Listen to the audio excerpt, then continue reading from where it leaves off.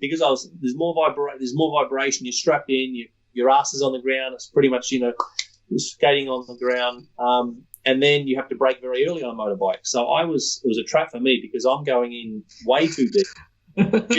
Going slower, and then it all feels really, really quick at that point, because A, I haven't got the talent, and B, I feel that the sensation of speed is a little bit lower.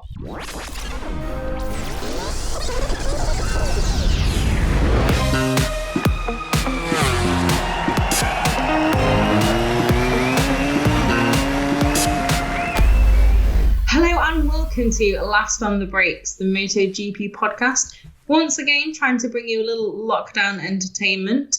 And you were just listening to legendary Australian Formula One driver Mark Webber, who joins me, Fran Wild, and Matt Dunn on this week's episode.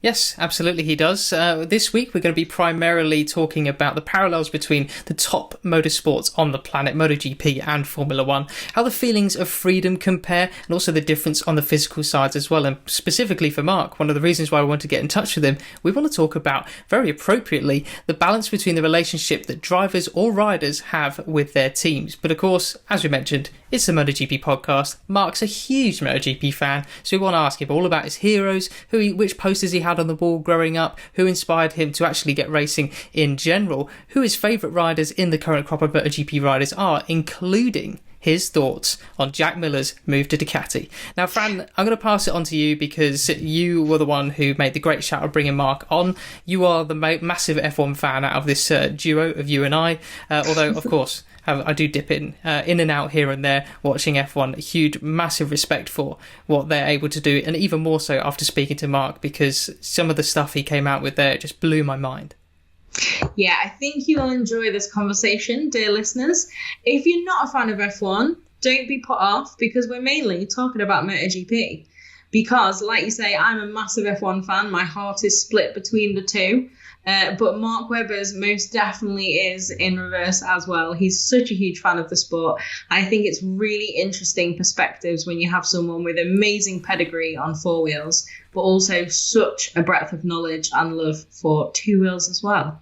Yeah, and I certainly enjoyed it quite a lot. Yeah, really interesting to get to chat with him, and I thought it was in his trophy room. Apparently it's not, it's just his office there. But Mark's so experienced, and not just with his own field of racing cars as well, but he has been in touch with many motorcycle racers and Grand Prix riders. He was with Marc Marquez and Dani Pedrosa when they first tried F1 cars a couple of years back, I think it was. He's been on some track days, as you'll find out, with legendary World Superbike rider and wildcard race winner in MotoGP, Troy Bayliss.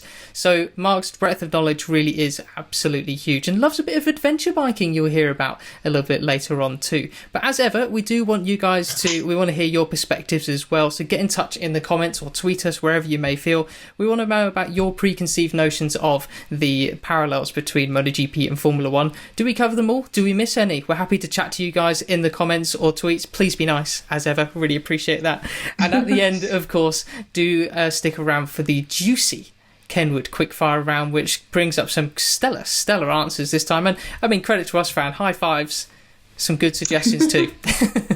Not so bad. I think we did okay. But yeah, definitely get in touch and see how this conversation maybe does change your perception. If you are a fan of one more than the other, maybe you found this episode thinking, who are these guys? What is this sport?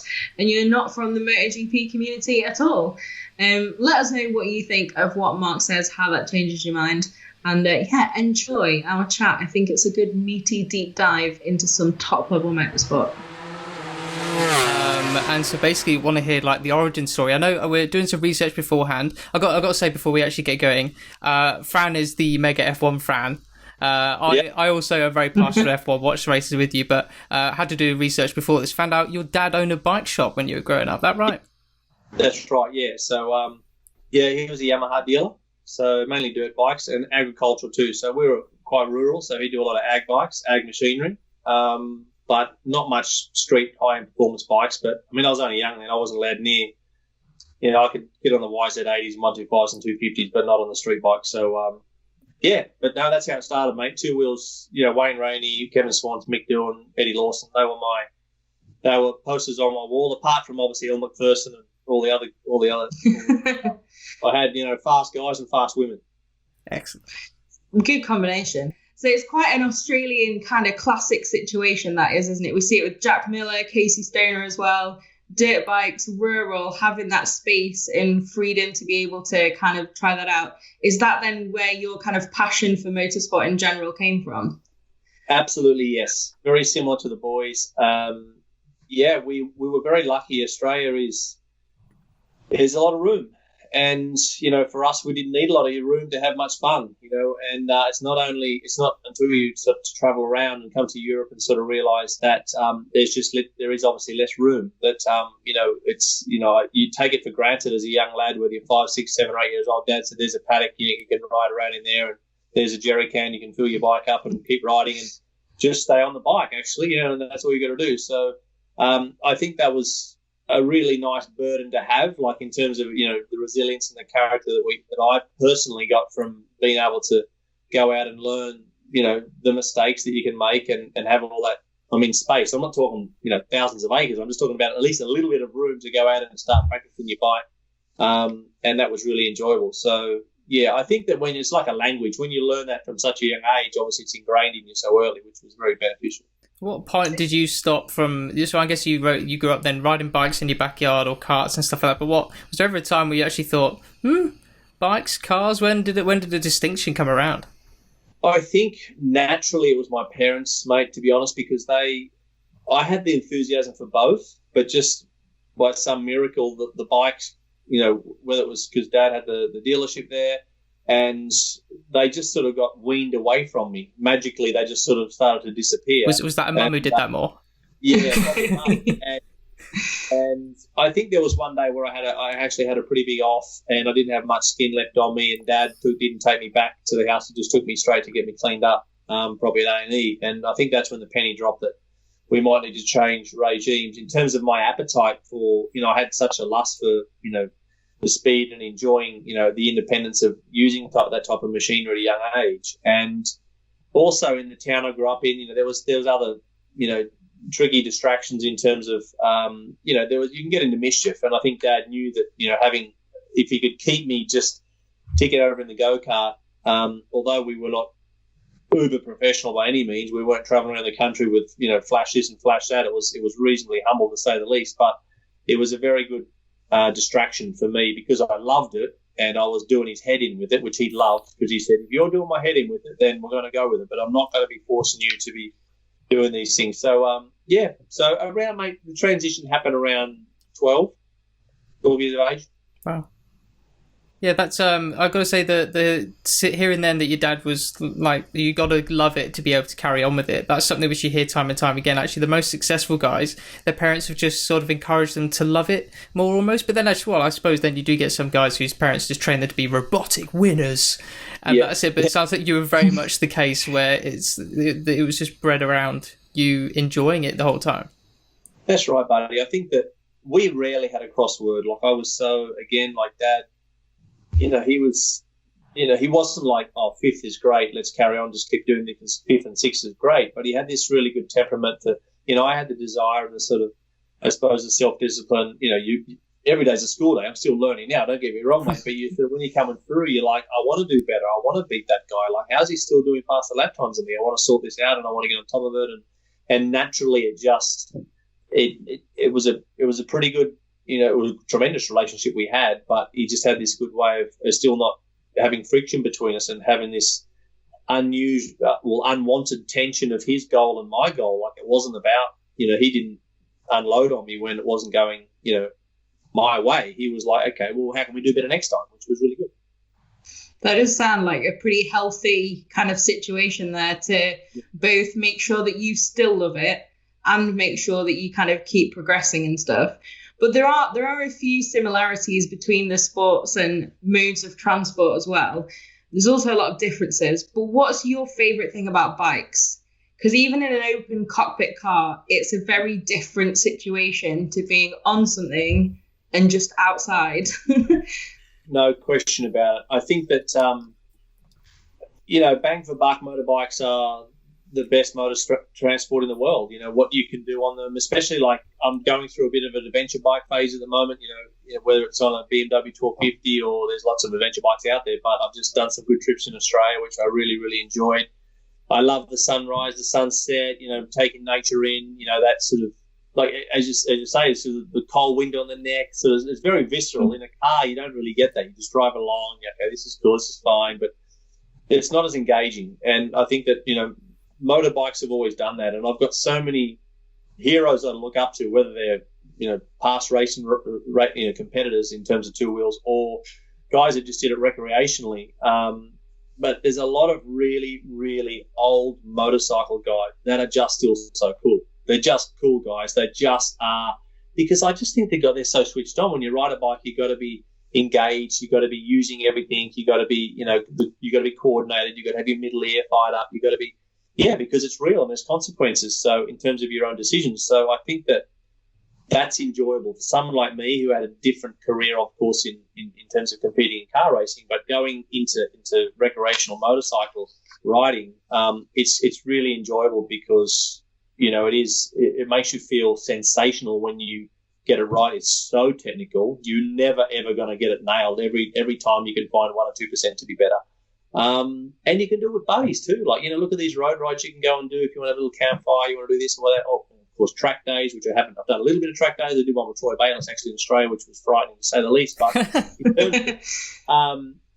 so motorbikes are one of the last things I think we have in terms of still hanging in, because humans want convenience now, and we always want shortcuts. We want safety and no risk. We want all these things. Motorbikes is really one of the last things I think a human can expose themselves to, that there's still, the gap is still relatively close to 50. Yes, there's ABS, yes, there's traction control, the leathers have improved, the helmets, all that's cool. But you've still got to lean, look after it, look ahead, all the basics on a dirt bike, all those things are still, as I think it's one of the closest sports technically to what it's always been in its entirety, which I love. I gotta say, listen to that. I'm kind of stuck on where to go next because there's so many things there. We can take so many different routes. I think you should probably, one, when this finishes, start your own podcast. But two, go ride your bike as well. Actually, I hate podcasts, but when it talks about two wheels, I love podcasts. But that's what I think we're finding actually. When we're asking guests to come on now, we say, "Would you want to come up and talk MotoGP?" And I think if we ask them, "Do you want to just talk about your career?" They'd be like, "Nah." But when it's like, "Do you want to talk about MotoGP?" They're like, "Yes, let's go." Talking about, then I finished 5th, and then I got a punch here, and that's just a snooze fest, isn't it? You want to talk about experiences. This is kind of our mission statement with this podcast. Like, if I already know the answer to a question because I've read it in 45 magazines, then we don't usually put it on the list of things to ask.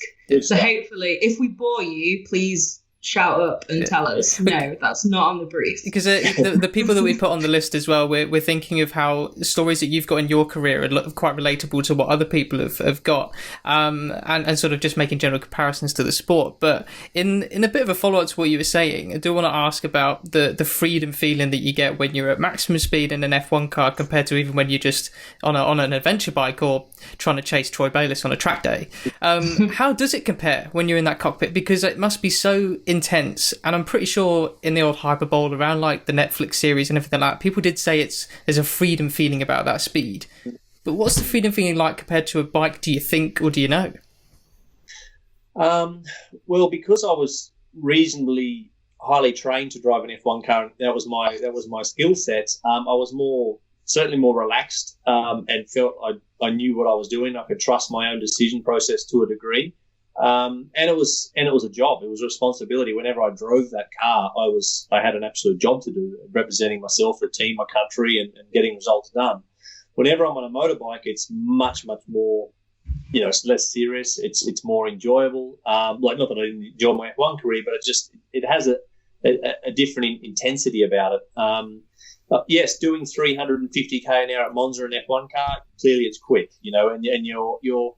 It's quite funny I spoke to Jorge Lorenzo about this in terms of the sensation of speed, because those boys and Valentino, there's been a few of those boys do the crossover, of course, on a MotoGP, or even Mick did it. Mick Doohan did a 500cc to the Williams back in the day, and I think that the position is quite unique in a Grand Prix car, but sort of lying down like you're in a bathtub with your feet quite high and sort of sitting back with the steering wheel in front, and you can't really see a huge amount. You've got a very small, even the helmet eye port is very different to a motorcycle helmet. motorcycle helmet's much wider. The aperture is huge, so the sort of inputs are much. So the peripheral vision is much greater on a motorbike, and you're hanging off the motorbike, and you're much freer and you're all that sort of thing. But you're much further off the ground. Your eye line is much further off the ground than you are in a Formula One car. So Jorge was of the opinion he felt like he went faster, and like the perception for the same speed was faster in an F1 car than in a straight line, not braking like all that, because obviously that's a totally different topic. But in terms of the speed on the straight, and I sort of I was surprised because I haven't done many track days, but I was like, and it was a trap for me because on the straights, a motorbike didn't feel massively quick compared to an F1. It felt quick, don't get me wrong, but I still felt because there's more vibration. You're strapped in, your ass is on the ground. It's pretty much you're skating on the ground, and then you have to brake very early on a motorbike. So it was a trap for me because I'm going in way too deep. Feel like I'm going slower, and then it all feels really, really quick at that point, because A, I haven't got the talent, and B, I feel that the sensation of speed is a little bit lower until you lean the bike over and you start feeling quick and all the rest of it. So that's a very convoluted answer, mate, but it's basically, I think that for me, I feel reasonably similar. I know some of the other guys have felt maybe a bit quicker in an F1 car, purely in a straight line. And that doesn't make sense. None of that makes sense. Like a MotoGP bike on a straight line is an absolute missile, as is a super bike, or they're so quick. And then, let alone if you go to Bray Hill and watch John McGuinness come through there, that's just if you can't even, So, I enjoy. Look, I'm certainly more comfortable in a car than I'm on a bike. And an adventure bike, I've done 130, 140 k an hour on a bike. I'm not, it's more. I've had more moments on an adventure bike on gravel doing 20 mile an hour than I have on because obviously a 300 kilo bike is not much fun when it's all going wrong.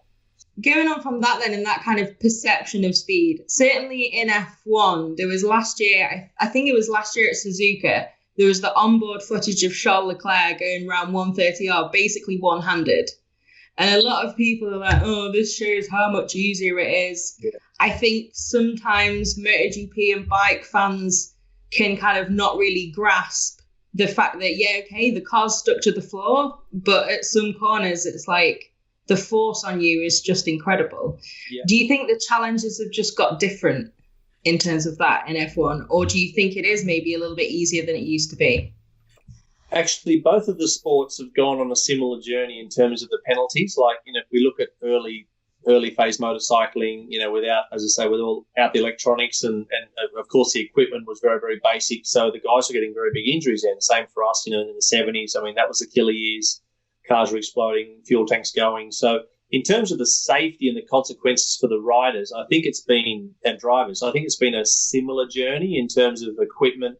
We look at what Marc Marquez has done in the last 3 or 4 years. I mean, he's not, I think if he wore Mick Doohan's kit and rode Mick Doohan's bike, I don't think Marc Marquez would be, enjoying the sort of health he might do to this day, because obviously he crashes brilliantly. He's very good at it, obviously, and there's a lot of technique to it. But the same for us, that we went on a journey there. So there's one component, which is the consequences and the sort of build up to the level of the sort of the template of that knife edge. I think that, look, it's no question about it. I think it's easier for a motorbike guy to try and get used to a Formula One car. Like for us to qualify for a MotoGP race, I mean, it's just not going to happen. Like, we're going to be absolutely nowhere. So are they. They're going to be nowhere as well. Like I mentioned, I've had this chat to Valentino when he was driving the Ferrari and whatnot, and saying you can go at one track and not get too badly in terms of pace and speed, but then if you go to Monaco and it starts raining and you've got to drive an F1 car, of course, you're going to look like absolutely, you're going to look pathetic. So same for us. Like, Lewis, I think, did a comparison the other day, didn't go too bad. But in terms of when you're that brilliant at one mode, you can't be phenomenal at both. I know we had, John Surtees and Hale Wood, some other guys were awesome at both back in the day, but now it's so specialised. I think actually Colin McRae was one of the best guys. Colin was obviously, very quick on a street bike, from what I hear, very fast on two wheels, not too bad in the F1 car, and of course, I believe in the rally car. So if you're comfortable with that movement, you got that middle ear and that balance, and you can predict and feel, then yes, that's important. But I think the fans, we love all the F1 guys love MotoGP, and okay, do we want the fans to love us as well? Then no, they got a choice. But I think that ultimately, if we took the top 5 guys from a MotoGP race and put them in our race, I think that the fans would feel that they might give us a bit of credibility. But that's not what it's about, because we're specialists in our own field. But yeah, the excellence is very narrow, and that's how it should be, because you're supposed to be the best in the world in your chosen field. I feel that a lot of fans of both sports get best of both worlds, because if you compare watching a MotoGP bike go into Maggotts and Becketts in Silverstone, you think, oh my God, this is amazing. You then watch an F1 car do it absolutely flat out, and you're like, yeah, what? That is insane. And things like that. Just I think if people took the time to appreciate it, it's something you said that really resonated with me there, which I don't think about so much, is your butt is literally that far off the floor maybe when you're driving. Like wow, it's unbelievable. It's crazy as well. Like what you said about driving position as well. I think it's in one of the car museums in Germany, maybe the Merck Museum. They have like kind of the thing that you can get into, not a proper car, but like to see the position. Honestly, it blew my tiny mind, even after like 15 years watching F1 by that point. It doesn't really occur to you that you're literally like just chilling out in there, essentially, when you're not driving. It feels like you're in an armchair until you realise you've got to do 300 Ks. Yeah, the seating condition's really weird. I've had a lot of sports people, men and women, lots of different sort of spheres, whether it's tennis, whether it's MotoGP, whether it's lots of different people wanting to jump in the car, skiers, downhill skiers. And they're like, first thing they say is like, how do you see? Like, how can you race this thing? We can't see it. We cannot see a thing, and that's the other great thing about all these experts, obviously at home, which we have a lot of viewers, which is fine. Like people, but when you strap in the car, you got a helmet on, you got your earplugs in, balaclava on, visor down, like you can't see. And that's not an excuse. Like we all race wheel to wheel as hard as we can, but there is small errors of judgment, and there can be mistakes. And so it's an environment and a seating position that is like really no other. It's not like a street car or a motorbike. It's very, and it's tight. It's claustrophobic. If you're claustrophobic, it's not the environment for you either.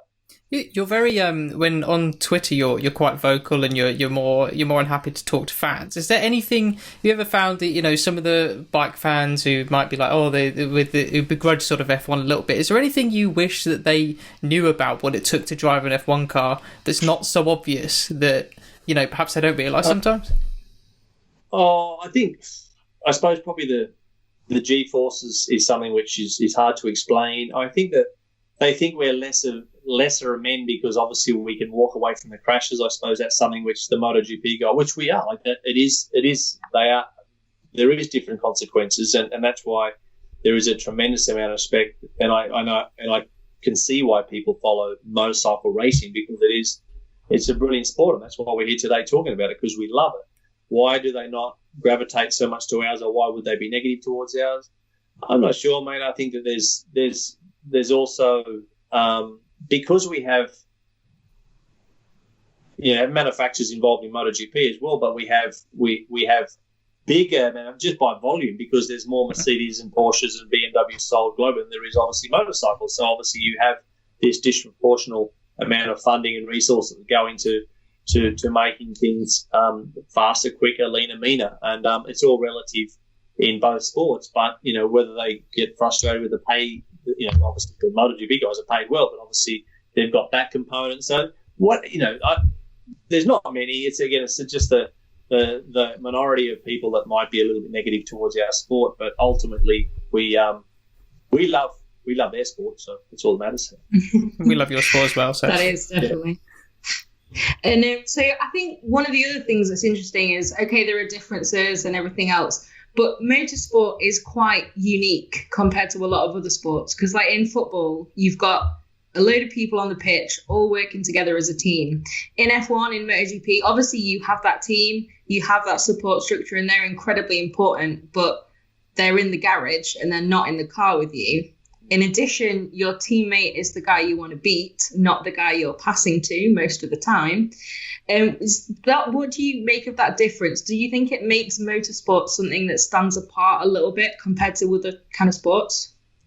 Yeah, I think the individual gladiatorial component is something which people love to associate with and follow. Of course, they have their favourite riders. We know that they're quite tribal with that. We have people that are tribal with Liverpool and Manchester United, just like they are with Valentino and Mark and Jorge or anyone that's towards the front.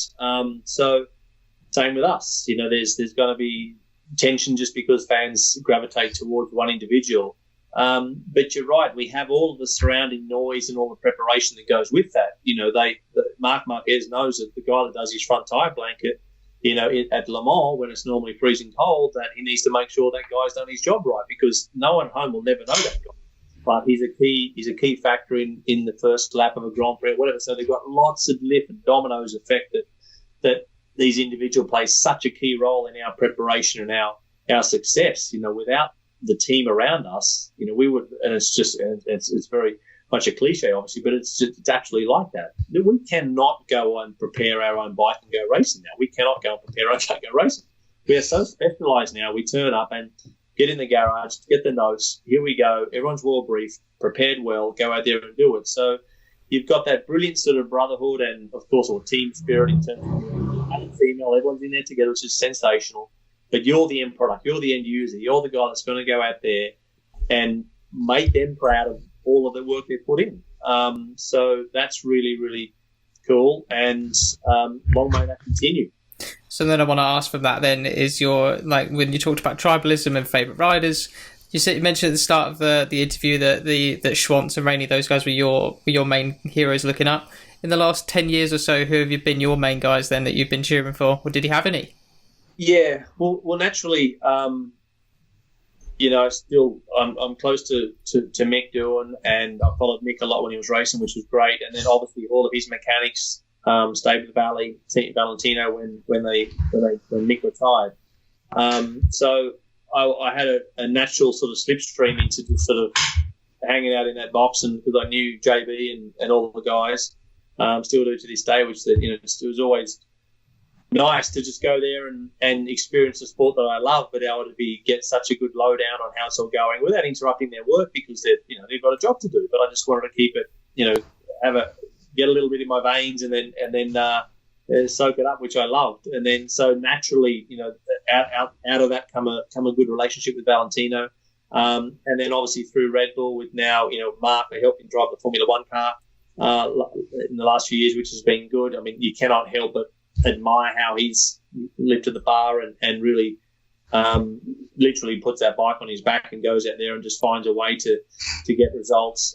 So yeah, I think those two have really, you know, post Mick and Wayne and those guys. Yeah, it's still, you know, I find when I was racing, I couldn't watch it as much, but now I've stopped racing, I really find the time to try and watch as much as I can. I'd love it on free-to-wear a bit more in places in terms of when you're travelling. It's not always easy to find in terms of just clicking it on and getting it. But I'm going to subscribe to your website this year, MotoGP, when you guys get going again. I'll tell you what, Mark, we're going to cut the interview there. That's the advert done. See you later. Cheers for that one. But, yeah, so, look, you know, it's... yeah, I just so, you know, quick story. I was doing an appearance in Laguna Seca for Porsche last year, I think it was, and it was last year, 2 years ago now, end of last year, and going to the track, I did an Instagram story because there's a really nice big monument of Wayne Rainey going to the circuit there, and I just said, like, there's my hero. It's amazing to come to the track. I raced sports cars at Laguna, but I haven't been back there for a long time. And then, like, later in the day, I was doing the autograph session with all the Porsche drivers. There was loads of us doing that, and just going through all the queue there, which was fine. The next minute, then Wayne come around the corner, you know, from the chair and just sit in the chair. And I'm like, well, I haven't met him before, and he's like, yeah, good to meet you. And I'm like, wow. So I stopped the session, and I just want to talk to him. And Porsche were like, we need to get through the autographs, and I'm like, guys, don't worry about the autographs at the moment. I'm getting my own autographs. So yeah. Great to spend time with him, and then since then we've struck up a relationship. He took me to see his bike in California. There, he won the championship on it, which Yamaha sent to him, which was really, really special because that was the bike that was the poster on my wall. You know, so it was just, and there he was with me, and he said, "Would you like to sit on my bike?" I'm like, bloody hell, mate. So I was like this, like my wife said, she said, "I haven't seen you smile for a month." Like just beat in my face. So it was really touching, and just what a cute quality human being. Really enjoyed it, and I sent the photos to Mick. I said, "Look who I'm with," and Mick really enjoyed it. So I think it was a really good moment.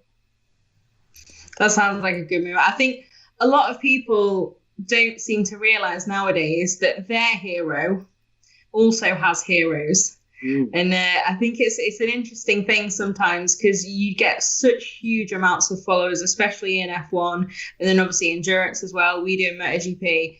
They're all big sports. But you guys as well have that person where you'll internally go, ooh, a little bit, and those heroes that you'll look up to. Of course, you'll have your fanboy moment because naturally there is that, those individuals were representing their sport in such a tremendous way. And again, it was just out of passion, enthusiasm and drive that they had. And, it was virtually win at all costs. I mean, they were extraordinary. Again, they were trailblazers before their time. I'm talking about those four guys that we mentioned sort of in the 90s on the 500s. And they're all fit. They're all lean. They're all, pushing each other to new levels. And that was something which it's only when you turn pro yourself later on you realise, how significant, yes, the role that they played in your mind. Because naivety is bliss. When you're young, you think like this is never achievable. Like it's like these guys are made. It's just they're not human. And then when you start to go on your own journey, and then ultimately I turned professional myself, you realise that yes, they're human. Yes, they're normal guys, but also you realise what they put into their careers as well. And it's not for everyone. That's why, 99.9% need not apply to that type of work because you can get through that sort of lower phase in here where the volume is, but those guys right at the top that also don't have a long career. That's the next thing. You can be there for 2 or 3 years, but if you're going to have a really long career, then they're the type of guys I love to be around because you just learn so much off them.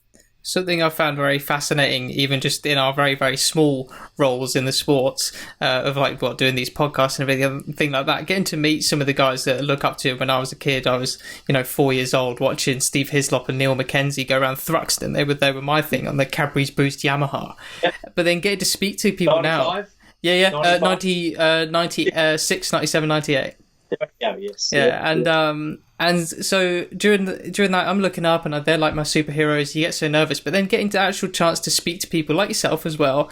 There's the thing that strikes me is just how normal all these people are, but then they do these very extraordinary things, which some you might get lucky to see in person, where you think, oh yeah, that's the bit where they're really not normal. And the time I saw that was when I'd just done an interview a couple of years ago with Paul Espargaro. I just went and did his interview after a session. The next session, I managed to go out and watch over the crest of Mugello going down to turn 1. And I watched, and he was so nice, so personable just before that in that interview. And he was like, okay, have a good day, see you later. And then I went and watched him go over the crest, and his bike just went, just swirly over it. And I thought, that's really frightening. And I thought, this normal guy, that's the extra level where he is. Everything else is normal, but just that little bit there is where he's an extraordinary human being. Do you find the same with people you meet? Yeah, I think that fight or flight, there's so many of them that I've come across in lots of different sports, and they have this, whether it's that white line fever where they go across and they have that change of personality, let's say, they really take on the responsibility, whether it's a team sport, whether it's an individual sport, it is a bit of a switch. It is a bit of a switch, like you say, where he can be sitting with you, chilling out, and then going into the mode that he's so experienced with. You've got so much currency with it. Like I said before, it's like a language. You learn this. You've got so much exposure to doing this job. It's no different to a musical instrument or a rock star or someone that wants to do a concert and they can still get a guitar out around the fire Wednesday night and do something very, very special because that's what they're phenomenal at. That's seen it many times. Mate. That never judge a book by its cover. Is there anybody that you've met and you've had a genuine conversation with them? It doesn't have to be biased; could be anywhere. And then you've thought afterwards, like, I can't believe that guy does what he does. Yeah, I think probably the biggest extreme difference I've seen in terms of it's probably, mate, outside sport is actually the special forces. Like it's like the military guys. Like you just think they are they're in the Tesco's queue and they want to look normal. They want to look, they are, but they're so not. They're so not. And they are special guys. And I've been fortunate again to meet some of those guys and whether they're active or whether it's post, and just sort of work out how, again, they were very special at what they needed to do. And most of the people will not have a clue. That's what they did. And they don't bang on about it either, but they just did what they did, and that was it. So I really, great lessons in that as well, just how humble and how rounded they are and how just grounded. And, so that's great. And there's some other sports as well. Yeah, you just got guys who, in AFL, which is a sport in Australia, it's a pretty tough football code down there, and you've got guys who are like little teddy bears off the field, but when you put them on the field, and they're just looking for scraps, they're looking for fights, they're looking for action, and it's like, this guy is not, he's just not like that off the field, but on the field they can't help themselves. That does seem to be a switch that a lot of professional sportsmen have, that you kind of just go into beast mode and then it's done. But then there's a lot of difference in a lot of characters as well. Like nowadays we have like Leclerc, Lando Norris streaming their life, playing stuff online, esport, hours. And then you have the likes of you and Vettel, who seem to leave the track, go home and shut the door. Yeah. And it seems like there's quite a big difference nowadays. Do you more kind of think of yourself as that kind of guy who doesn't walk around thinking I'm the F1 driver, and you're more like, well, I did that because I was at work and now I'm at home? Yeah, absolutely. Like any moment I could get out of my racing suit, I did. I did not want to be the guy that wanted to have that on longer than I needed to. I obviously wore it for my profession, but so whenever I could extend myself, if I needed to portray that that was my profession, then I could, if I could stop it where I could, then I would. But in terms of, I had to do the job at hand, and then I would switch off and then get out of that. But these days, you're right. Like, it's incredible how, with all this sports stuff and the rest of it, like, you sound geriatric. I'm 44 this year, but I've raced I've done simulators in terms of with the race team, but to go on there and have this whole streaming and Twitch and the whole thing, which I don't even know how it works, which I don't really need to know how it works. In terms of all that, it's just a natural evolution. Whereas I'm not against it; it's just where it is, because when they're 44, they're going to be looking at the guys when they're 22 young. What the hell are they up to? So it's just cyclical. It just goes through the processes, and so I'll leave that to them. They're the pros, and they're the tech geeks too. I've got we've got Zooms, we got all these. I've got so many passwords in front of me here of how I can log into all these things now. It's one thing this virus has done that's got us a little bit more tech savvy, but I'm not going super tech on the simulators. Don't worry about that. I just want to say that wasn't a criticism of those guys. I personally find myself watching it and find it really entertaining for like maybe an hour, and time disappears. The idea of me doing that horrifies me. So like, I don't know what it is. Like, I think I just don't like that kind of thing. I would constantly just be sat looking at the camera like, what do I look like? What's happening? What are people thinking? Probably a reflection on me. Yeah. But it does seem quite a generational thing in a lot of ways. Literally. Yeah, well, that was the funny thing. Did you get a chance? Well, I don't suppose you probably will have done, but if you saw some of the virtual races that we did, and some of the funniest parts is the riders who just completely forget there's a camera there, and Alex Rins, bless him, I think it was the first one, he had no socks on, and his toe was right in front of the camera the whole time, and I was like, Alex, no. Clearly no one told him that was the issue. But... Oh, yeah.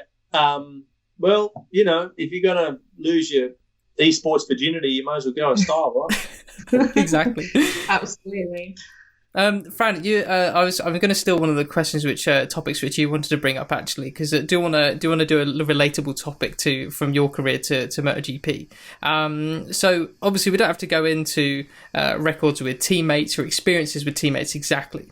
But from your experience of teammate and maybe issues that arose, things like Sepang, etc., Do you see any parallels between sort of relationships between teammates in MotoGP at all these days, or over the last few years, things that interested you thought, yeah, I know what that guy's going through? Yeah, sure. I think that naturally when you're on the same equipment and you've got the sort of,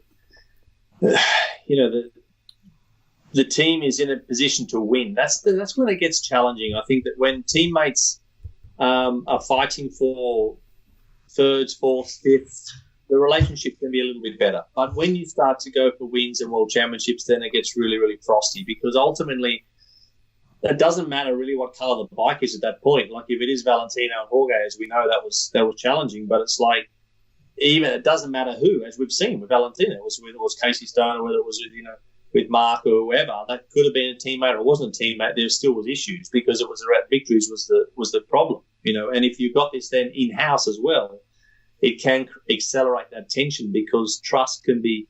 It's around the trust. Thinking about Lynn Jarvis, for example, how does he manage these two guys that he's employed to push each other? But ultimately, you can get to a point in the championship where there's only one bowl of food and there's two dogs, and you've got to then it sort of works out that you got to have a bit of a scrap in your own field, let's say. So managing that is not easy, because again, that's what you're employing them to win, but they don't hand out 2 first place trophies. So it's a quandary that often it's like that in motorsport. And I did a Zoom not long ago where someone was saying, what if it was all single bike teams? How would it be? Well, I said, well, there'd be there would be less issues, but teams don't operate that. The contracts are now as such that whether it's Formula One or MotoGP, you've got to turn up with 2 bikes or 3 bikes and you go racing, and then you've got to manage those riders as best you can. And if they just happen to be spending a big majority of the season on the same piece of asphalt, that's a problem, because they're going to obviously come across each other quite a bit. So a lot of similarities, mate. I think it's just managing it. And it's also the technical process too, getting the horsepower in terms of which rider's getting, where's the momentum going. Clearly, if you're going to turn up at Honda, you have to ride similar to how Mark does, because that's where the energy is, But if you've got 2 similar styles in terms of, again, I've got no idea about how some of the Yamaha situation when Valentino and Jorge were teammates.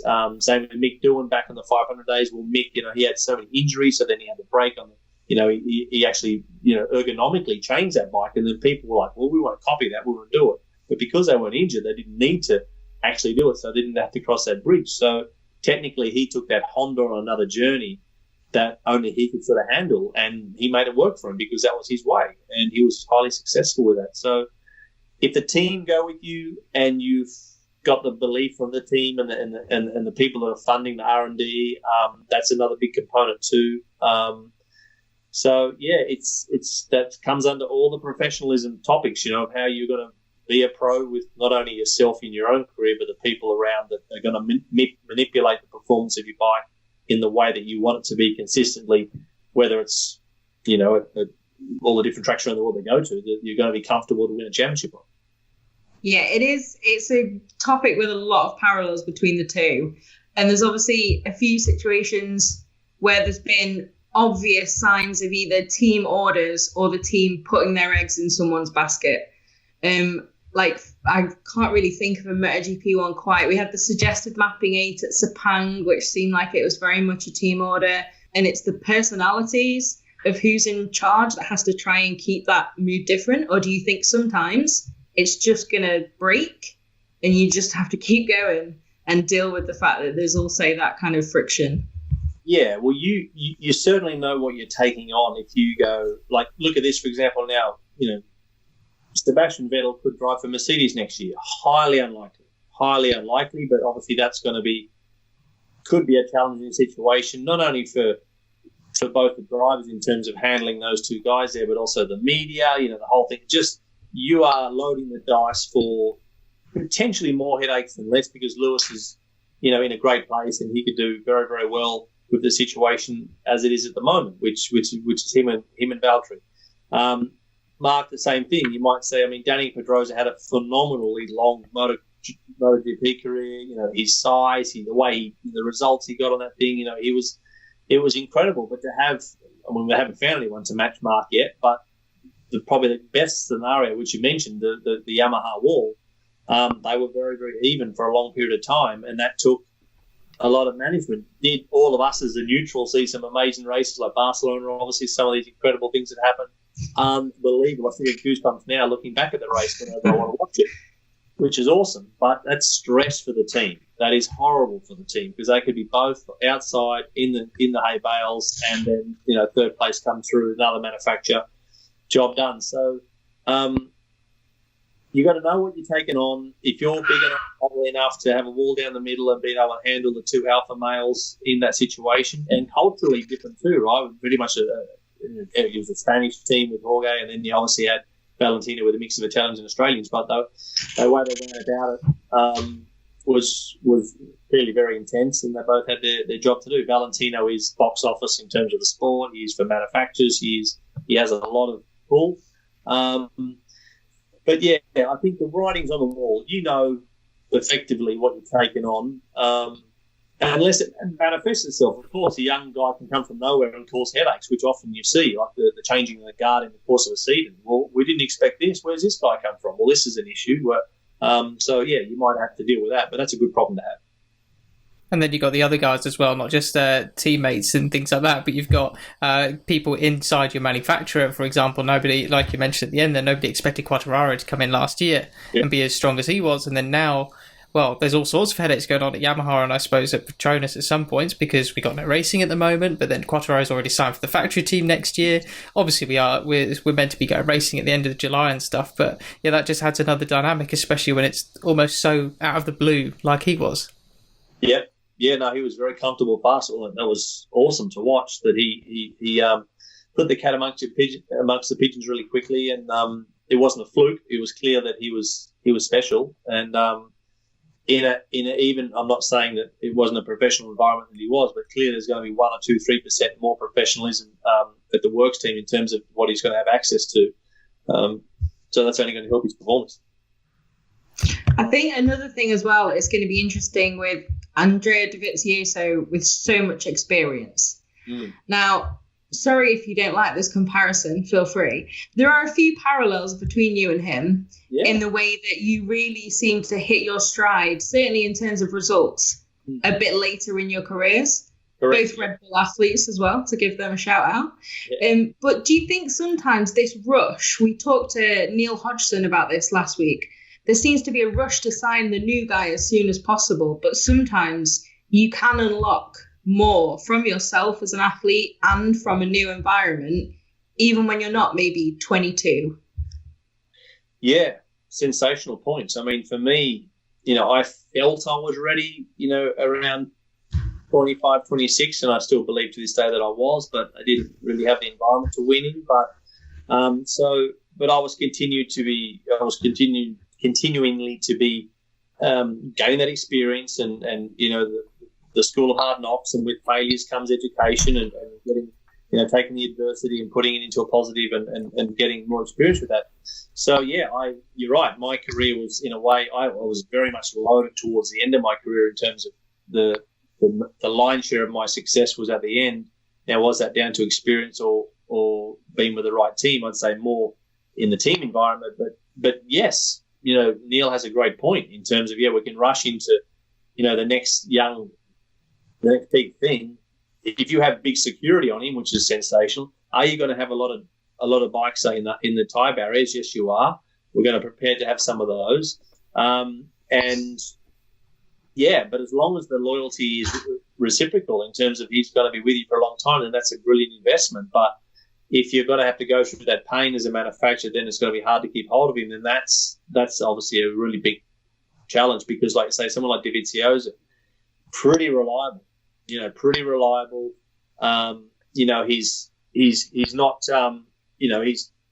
Marc Marquez. We know that, but in terms of he's given Marc a few headaches in the last few years. He's pretty under the radar. Monday to Friday, turns up, does his thing. If you want a lot of points on Sunday and you want someone that's pretty consistent at most venues, I mean, Dovizio, he's done a great job. And as you say, the last part of his career, he's been undervalued in some ways because he hasn't, where this is a fine line, isn't it? Brand, you've got perception and brand, this sort of Monday to Friday, this sort of blown out of something. What are they? Or if he played that differently, I'm not saying he should, but let's say he had that time again and really, the charismatic side or however it turned out, would he have had a different career and choices and finances and what? Who knows? Certainly gets the results in. Did you watch the documentary which Red Bull made about him? I haven't. Not yet. Would thoroughly recommend it. It goes into, it's the first time in terms of like revealing his personality a lot more that he's actually done something like that. He did an in-depth interview, talked through the main points of the season, and most fascinating thing was how he's trying to train his mind for absolute concentration. And they were using this contraption where he's got like a skeleton around his head, and every single time he's watching a race and he has a thought that sort of distracts him from the race, the screen blanks. And he's trying to train himself to do that, and I thought it was totally fascinating because happy to be stand corrected. I don't think anybody else on the MotoGP grid is going to that extent to try and beat Marquez essentially. Great. Yeah, no, I'll dig that out, buddy. I'll have a look for it. Yeah, shouldn't be too difficult. Yeah, Red Bull. I'll tell you what. One more topic I kind of want to ask you about. We touched on a little bit earlier on, and then we've got a quick fire round to finish because I'm conscious we've had you for about 50 minutes now. I want to talk a bit about the physical stresses of motorsport and everything, because doing the research, I found out that you did the Leadville 100 a couple of times. I want to ask you about how the differences in, because obviously you would have trained, your mountain biking would have been a hobby for long. No one know what the Leadville 100 is. No one know what the Leadville. Well, Leadville 100 for everyone listening. Good point, thank you. So you would be good at a podcast. Level 100 is one of the hardest mountain bike races out there. 100 miles at altitude in Colorado. There's a really good film about it, which I think Rafa did on their YouTube channel. Anyone listening can go have a look. But you've done it twice, right? 3 times, yeah. 3 times. Whew. So what? So the different. Man. What? So what was that? Sorry. Year 2, I don't know why I remember things like this. Year 2, you beat your personal best by 7 minutes. That's Year right. 3, a little bit. Yeah, slow. Too much beer. Well, yeah, not bad. But that one, that sort of stress on your body is so different, I would imagine, compared to what, for example, a 2 hour, because it's how many, over 8 hours, 7 hours or so. Yeah. How do you prepare your body for that sort of thing? How does that compare to the physical stresses of your job? When I was preparing for the season in Formula One, I like to be a jack of all trades and a legend of none. I did swim, I enjoyed running, love mountain biking, love road cycling. Minimal gym work because I was a little bit tall for my job. So at 183 centimeters and 74 kilos that was my fighting weight.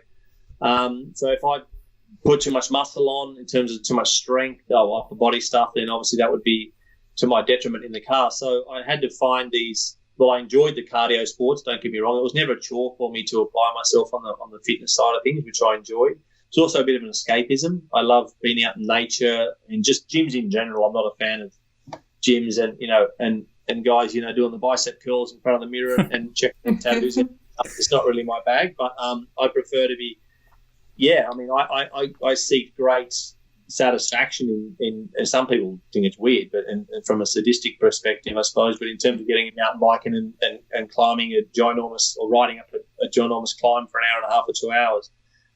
Knowing that I've done that myself, getting up there and having that satisfaction and seeing the elements and seeing the weather and seeing it sounds weird, but I do like being out in the elements. So that was something which wasn't a chore. So for me, mate, yeah, when I was competing with that fitness, I enjoyed doing some events too. Like I did do some other racing events, whether it was mountain bike racing or sort of adventure racing. So I thought, well, I've got all this fitness from my profession, which I enjoy doing, and if I can go and have some fun in some other sports as well, I'd enter under a bullshit name and then I'd do this racing, go out the back and do my thing and have some fun and go. So yeah, it was enjoyable. But the Leadville 100, I've done some big long adventure races too, which is sort of over a week long or whatever. They've been fun. But yeah, it's I enjoy them, mate, and I'll do more of them in the future. So, but there's some phenomenally fit, motocross guys and two-wheel guys. I think the lion's share of motorbike guys are definitely fitter than the Formula racing guys, for sure. Okay, interesting. All of this then, and what you said at the start of this podcast as well, I'm curious if you've ever considered the Dakar. Yeah, it's an interesting point. I've spent a bit of time talking to Carlos Sainz Sr. about it, and just getting an idea of, and Sebastian Loeb actually spent some time with him quite a few years ago. Again, it's very specialised. We spoke about that earlier in the interview. It's going to take a tremendous amount of big commitment, which is great. That's fine. There's no shortcuts in this type of activities when we talk about top end motorsport. And I think again from the adventure side would be fascinating to take something like that on. I'd learn a lot about myself. I'd learn a lot about the mechanical componentry and preparing the car and keeping the car alive or the buggy or whatever I build in. Which I probably don't think I'll do it just because the dunes do scare the shit out of me. They do scare me in terms of how unpredictable, how tricky. It looks crazy. Yeah, you need a lot of knowledge in dunes. I've done a little bit in the Middle East with guys that are super experienced, and there's so many landmines that it's really, really challenging. So I think that wouldn't be too cool to go out there and look like a total clown and do that. And because as always, we know, I'll do it for fun. I won't do it too serious, right? Then you get the helmet on and then all of a sudden it's a problem. Racers, you're all the same. Yeah. Tell you one thing, I'm gonna throw a curveball because I have to ask you it. As you're an Australian, you got the Red Bull cap on. Jack Miller next year, factory Ducati. What do you make of it? Great. I'm really, mate. I'm so stoked for him. I sent him a little message on Instagram just to congratulate him. I haven't got his details, but I'm very, very. He's worked hard and he's had some tricky moments early in his career, and I think that he will really, really grab this opportunity with everything that he's got. I think he's going to be as prepared as he can be. Is he going to continue to learn? Absolutely. I think someone like him will really benefit even more from having that next layer of professionalism in terms of just putting the weekends together, technically, structurally, what to focus on and keeping it all sort of bigger picture stuff, because when you're sort of fighting the good fight, fighting your own fight, sometimes you need a bit of that, someone else to help you on that journey. And I think that I can certainly relate to that, which I went through in terms of, having, once you even get yourself in a more established and calmer environment, then you can really come of age yourself. And I think this will be the making of Jack Miller in terms of taking a bit of, there'll be some more pressure, but I think he'll feel that he's on good stuff now and he's around good people. I'm not saying that he wasn't before, but it's just, again, it's this next layer, and everyone knows it's a better environment. And good teammate, and he's going to learn a truckload there. So it's going to be, I'm frothing. I can't wait to see how it goes. Silverstone cancelled, Australia cancelled. So some of my faves. So I need to look at the calendar when it's really launched out, and I need to get to an event if you're allowed, of course. I'm just a punter, so that's the next thing. It's probably all TV or MotoGP, .com, but that's about it. Yeah, no, unfortunately, even the great Mark Webber, unfortunately, you are just a spectator when it comes to that sort of thing in the global pandemic, isn't it? Yeah, total punter. Well, I tell you what, it sounds like you do have to get to Phillip Island as well to watch Jack at his home race at some point, anyways. Yes, well, that'll be next year now, won't it? Yeah. So, just for the MotoGP fans actually listening, what race have you been to before that you actually? Which circuits? Donington to watch Mick. Been to Phillip Island a lot. I've been to Mugello, Silverstone. They've been the normal events, mate. I've been to Mazzano as well.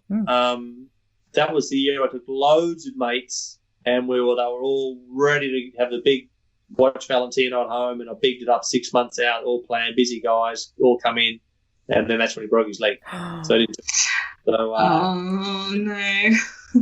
It pissed down rain the whole weekend. We were there. So anyway, but mate, I've got Aston. I want to go to Aston. I want to do that. I want to do Jerez. But I mean, back when it's back to normal, I want to go there with a bit of atmosphere. And I mean, I'm still going to watch those races, don't get me wrong, on TV. But there's a few. I'm happy I've done Mugello, but I want to go and see, as I say, a couple of silver classics. Awesome. Fun. Awesome. Shall we do the Kenwood Quickfire then? Let's see if my internet can survive quickfire exchange. Yeah, it's been a bit chippy. So this section is sponsored by Kenwood, who also give us our radios in the MotoGP paddock to allow us to pretend to be parts of the FBI. Really. So it's basically, usually we either do word association or just quickfire questions. We've chosen quickfire questions for you. Okay. Some of them are super simple. Don't be too scared of telling a little story. If you don't want to just give one word, that's fine as well. Matt, do you want to start off? Yeah, I shall. So we'll start off very easy. Coffee or tea? Bear in mind, I think coffee. Yeah. Well, there we go. Good choice. Marmite or Vegemite? Oh, Tuffy, the Vegemite. Okay, well, we're not allowed to disagree on this one, are we? Mugello or Spa-Francorchamps? What am I on? Motorbike. Up to you. Magellan. Okay, interesting. Your favourite place in the world? Not a track, just a place. Noosa, Australia. Favourite circuit? Nordschleife. Oh, interesting. Rugby or cricket?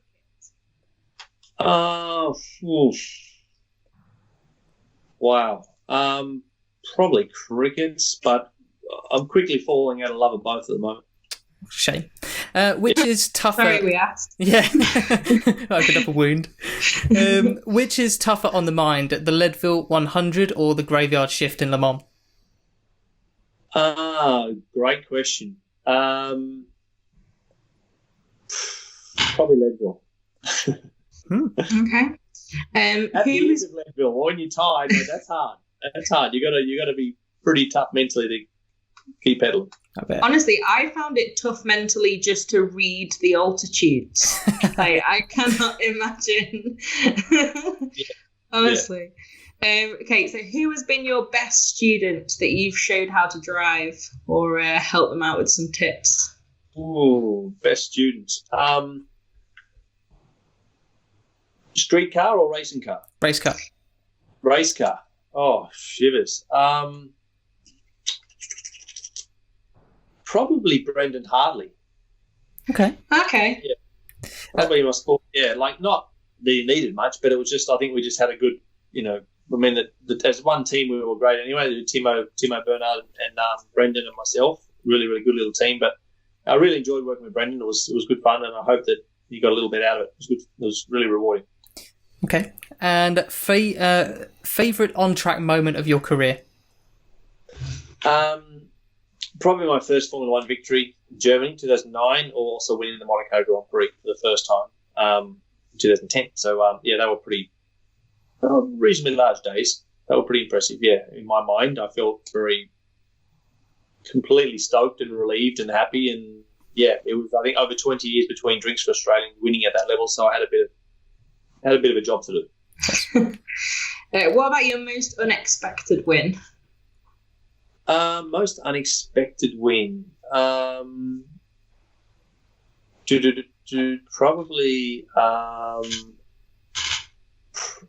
I'm not going to say it wasn't even a win, but it was like a win. It was my first Grand Prix in Australia, and I was driving in total shit box. It was a Minardi, small team, and Minardi Formula One team, which was a brilliant team to drive for, but super underfunded, and we had only done 10 laps in testing, in its entirety. Basically, getting to that race, the preparation was horrendous.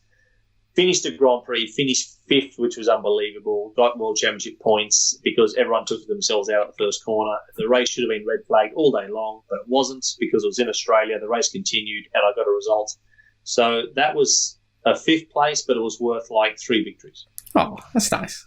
Okay, so that's cool. Penultimate ones then. They're quite similar.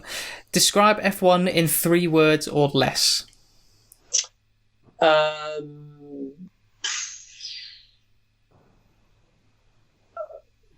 Intense, violent, and rewarding. Okay. And now the predictable finale question. Describe MotoGP in 3 words or less. Oh, geez. Nerve-wracking. Is that 2? Yeah. Yeah. Here's one. Gladiatorial. And what would the last one be? Nerve-wracking, gladiatorial, and well, I don't know. I mean, Warriors. Same as gladiatorial, but Man and Machine, all the rest of it. It's still it's tremendously old school. I still love it. It's good. Awesome. Well, it was 2 words or less anyway, so there you go. That was the Kenwood Quickfire with Mark Webber. Well, Mark, I'll tell you what, it's been really good fun to get to know you. Get to talk a bit of bikes and about some other random things as well. It's been good fun. Really appreciate your time. Thanks very much, and look forward to seeing you guys at the first few races. Well, watching MotoGP at the first few races, yeah. And if anyone's still with us and hadn't fallen asleep, I hope you enjoyed the chat. Thanks. Well, I hope you guys enjoyed that, and I've not actually listened to the episode at the time of recording the outro, but I really hope, after talking with Neil Hodgson about people doing weird accents when they're talking to people with different accents to theirs, neither me or Fran actually did an Australian accent. That is a big, big concern of mine, but hopefully we evaded it. After having listened back to a little bit of our episode with Hodgie as well, I noticed how much more northern I went compared to when I've been talking to other people. Yeah, I don't think I've ever looked so southern or felt so southern, to be honest. But yes, well, I'll tell you what, something we're going to do after this, after actually speaking with these special guests, people in the broader MotoGP community, going to suggest a couple of things for you guys to go and search out on the interweb after each episode. So after this one, F1 cars and MotoGP bikes going through Maggotts and Beckett's of Silverstone.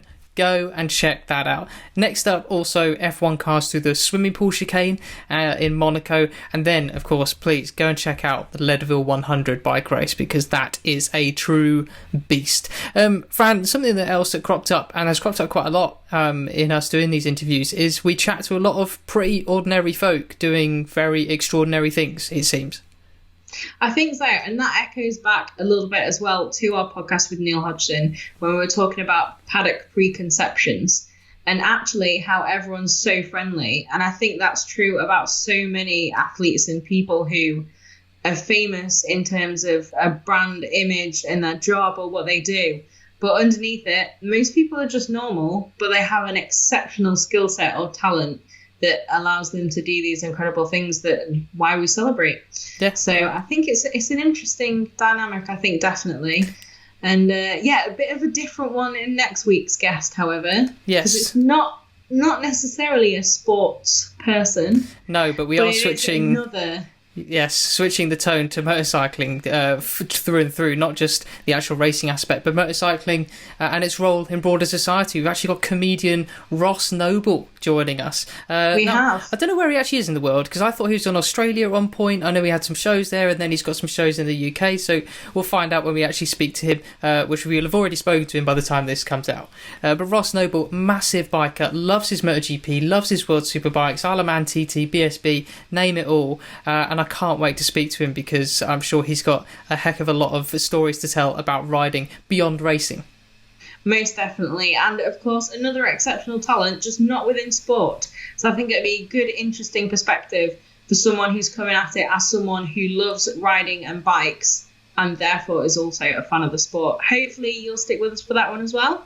Hope you've enjoyed this one. Thank you very much. Get in touch. Use the hashtag MotoGP podcast. And toodaloo, I think. Yes, we'll make sure we try and not to take the mick out of any accents next week as well. Let's keep our fingers crossed. Bye for now.